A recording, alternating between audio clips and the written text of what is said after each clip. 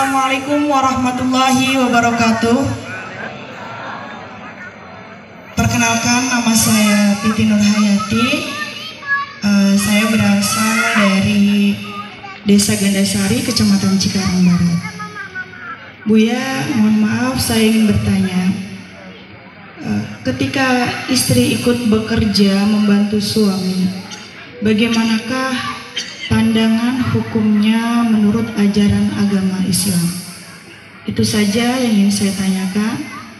Terima kasih. Wassalamualaikum warahmatullahi wabarakatuh.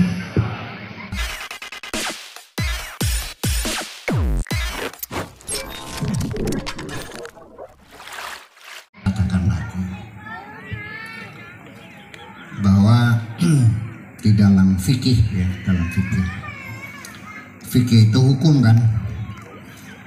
Kalau hukum itu mesti kondisional, tidak mungkin berlaku everlasting, berlaku selamanya, tidak mungkin final. Setiap undang-undang mesti selalu ada pengecualian. Dan hukum itu berkembang berdasarkan situasi dan kondisi. Pertanyaannya, dulu anak-anak Nabi Adam, kakak beradik dikawinkan, boleh kan? Boleh. Kenapa boleh? Ya iya. Kalau sekarang boleh nggak? Kenapa sekarang nggak boleh? Ya sudah berubah. Itu yang jadi persoalan. Itu kan semacam itu. Nah, jadi kalau kita bicara hukum, yang ahli hukum namanya fuqaha, berdasarkan ijtihad, menafsirkan Al-Quran, menafsirkan hadis, lalu disimpulkan. Kesimpulannya berbeda-beda antara satu mazhab dengan mazhab yang lain. Di dalam agama Islam, fikih-fikih yang berkembang di masyarakat itu adalah karya hasil penelitian orang per orang, individual, bukan institusi, bukan majma' fikih, bukan MUI, bukan. Dari dulu tuh orang per orang. Imam Syafi'i meneliti sendiri, hasilnya begini. Imam Maliki meneliti sendiri. Masing-masing berkembang, tumbuh berkembang besar, lalu akhirnya menjadi mazhab. Sampai sholat di Ka'bah juga dulu sebelum ada Wahabi, itu imamnya 4. Mahkamahnya di Damaskus itu, ini cerita dari Al-Juziyah, Ibnu Qayyim Al-Juziyah. Jadi mahkamahnya ada 4, mahkamah Syafi'iyah, mahkamah Malikiyah, Hambali, mazhab, ada 4 mahkamah. Jadi orang tidak boleh talfik. Jadi kalau di mazhab Syafi'i ya ke mahkamah Syafi'i, kalau Hambali.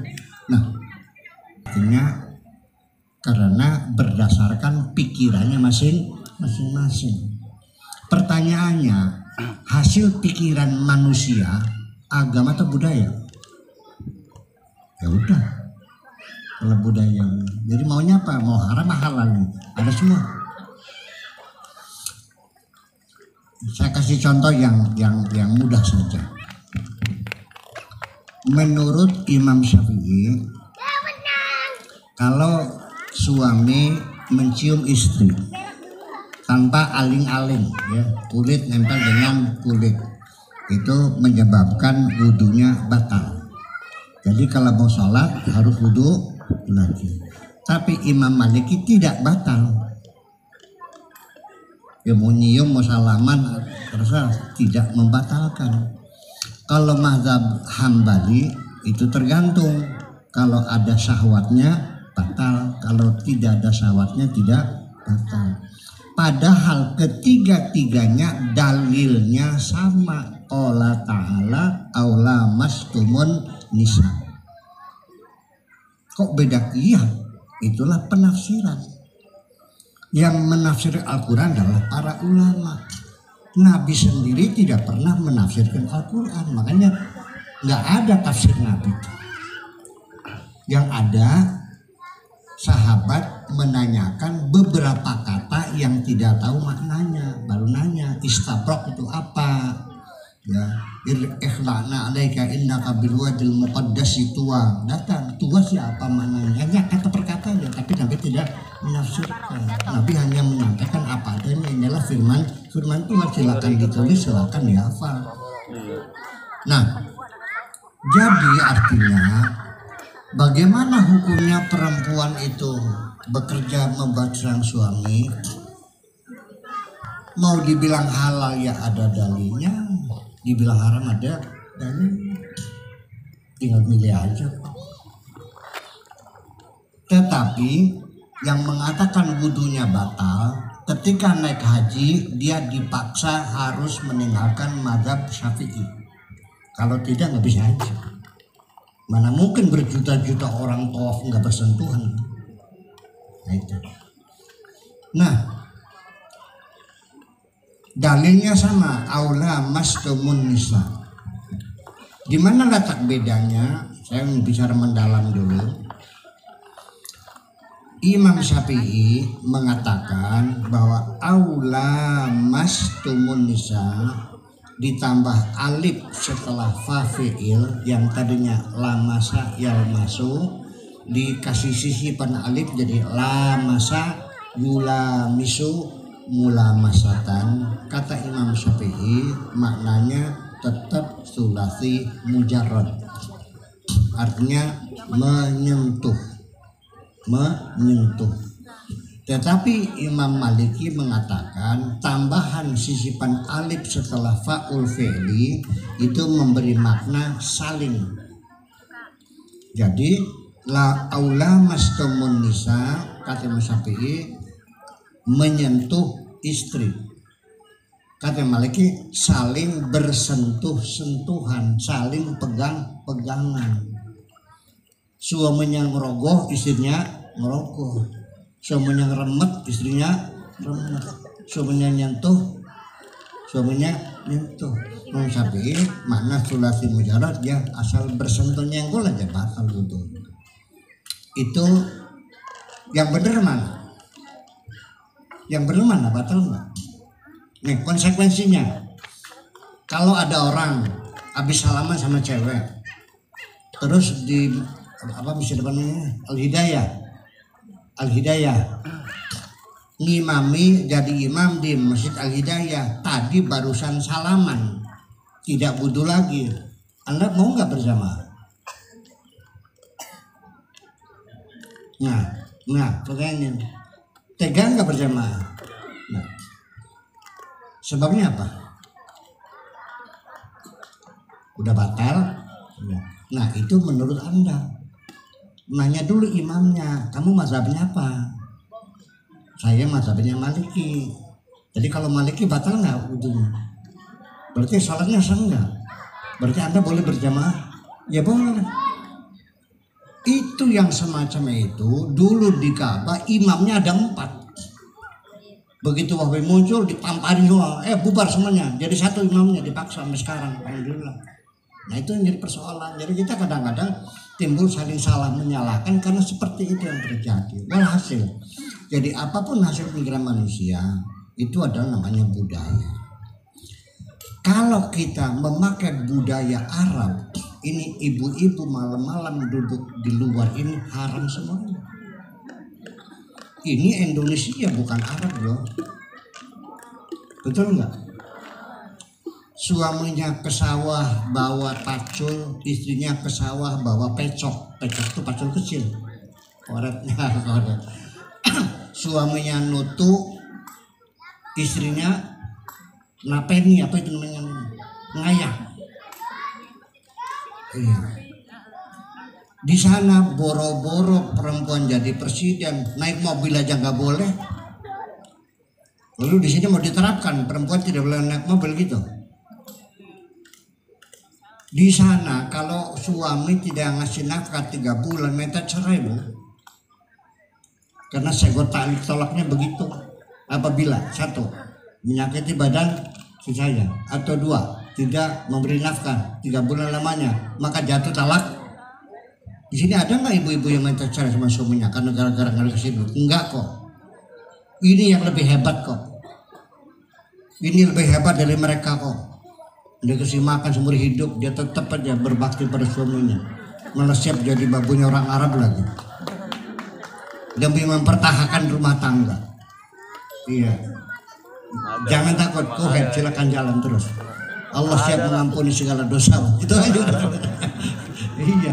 Ini jadi begini. Ini peradaban. Ini adalah budaya. Kita nggak bisa ar-rijalu qawwamuna 'alan nisa. Laki-laki jadi pemimpin perempuan. Berarti haram presiden jadi perempuan, bupati perempuan haram. Maksudnya gimana? Realitinya pernah nggak di Indonesia presiden perempuan? Ini apa Kerawang pakai sini? Kerawang, ini Bekasi. Karena Kerawang bupatinya harusnya perempuan, haram nggak? Nah ini kembali kepada persoalannya begini. Ada ayat Al-Quran yang berbunyi qul lil mu'minina yaghuddu min absarihim. Katakan kepada laki-laki beriman supaya memejamkan mata ketika melihat perempuan. Kemudian di ayat yang lain qul lil mu'minati yaghdudna min absarihinna. Perempuan juga harus menutup mata ketika melihat laki-laki. Artinya laki perempuan dipisah. Itu penafsirannya. Makanya perempuan di rumah dikunci, tidak bisa keluar. Sholat berjamaah juga minta izin. Kalau kita ke fikih loh. Kapan laki-laki boleh melihat muka perempuan? Kita kembali kepada fikih di kitab kuningnya yang saya belajar, saya juga dari pesantren. Hanya satu kasus laki-laki boleh melihat wajah perempuan, yaitu ketika sudah dipastikan akan melamar, sudah ngasih DP. Berapa mas kawinnya? 1 miliar nih, 100 juta dulu deh. Nah, untuk apa? Supaya saya bisa melihat wajahnya cantik atau tidak. Nah, di dalam fikih wajah yang boleh dilihat itu adalah perempuan yang sudah dipastikan akan dilamar, dan terbatas yang boleh dilihat hanya muka dan telapak tangan. Itu fikih. Mungkin nggak di sini? Nggak mungkin dong. Tiap hari ketemu. Ya kan? Mau nggak kalau kita terapkan hukum Islam seperti itu? Berat dong. Nanti perempuan masuk ke rumah saja dikunci udah. Ke pasar nggak boleh. Yang pernah naik haji di Mekah, ada nggak orang Arab Saudi perempuan dagangan di sana? Ada. Yang jual laki-laki, yang belanja, yang jadi persoalan ketika istrinya beli BH, gimana caranya? Pakai meteran, Bo. Ya itu budaya mereka seperti itu. Tetapi saya ingin mengatakan di sini bahwa ayat itu tidak salah, ya. Tetapi yang salah manusianya. Allah tidak salah, karena laki dan perempuan itu ada kesetaraan. Setiap kewajibannya sama, maka haknya sama dong. Betul nggak? Sekarang laki-laki sholat, perempuan wajib sholat enggak? Laki-laki wajib belajar, perempuan wajib enggak?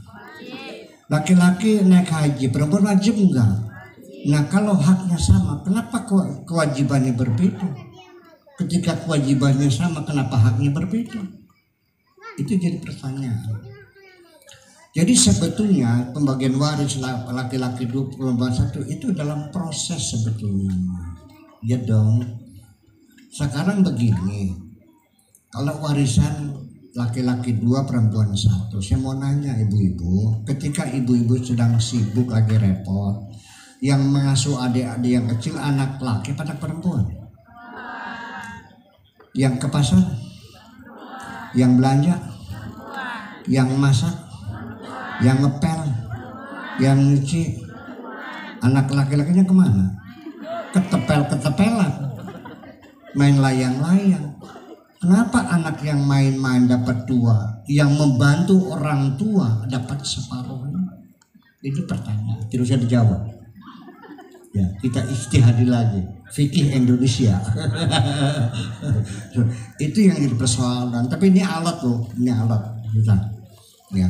Jadi artinya persoalan pergaulan sehari-hari itu kembali kepada budaya masing-masing. Nah, makanya supaya lebih tenang, saya ingin mencoba menafsirkan qul lil mu'minina yaghuddu min absarihim. Itu bukan laki-laki harus memejam mata ketika melihat perempuan. Ya silakan dong, kesandung terus. Bisa kita nabrak macam-macam, masalah perempuan merem gitu, masa gimana? Absor itu bukan mata. Nih bahasa Arabnya